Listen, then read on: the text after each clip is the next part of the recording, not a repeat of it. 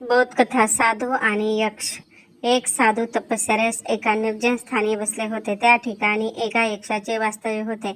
या गोष्टीची साधूला कल्पना नव्हती. ते जेव्हा तेथे पोहोचले तेव्हा निर्जन स्थान पाहून त्यांनी तेथे ध्यानधारणा सुरू केली. त्यावेळी यक्ष तेथे नव्हता. रात्री जेव्हा यक्ष तेथे आला तेव्हा आपल्या जागेवर दुसऱ्या व्यक्तीला पाहून त्याला राग आला. त्याने मोठमोठ्याने ओरडणे सुरू केले, पण समाधी अवस्थेत असलेल्या साधूवर त्याचा काही परिणाम झाला नाही. यक्षाने मग हातीचे रूप घेतले.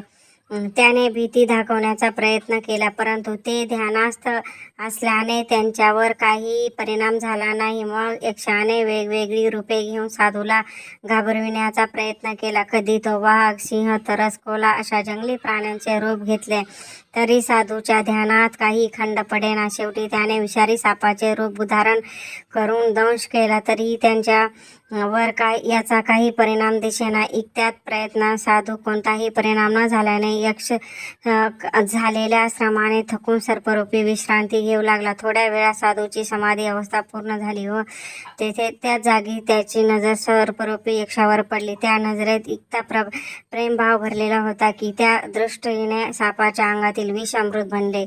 यक्ष साधनात शरण गेला व त्याने त्या आदरपूर्वक वंदन केले.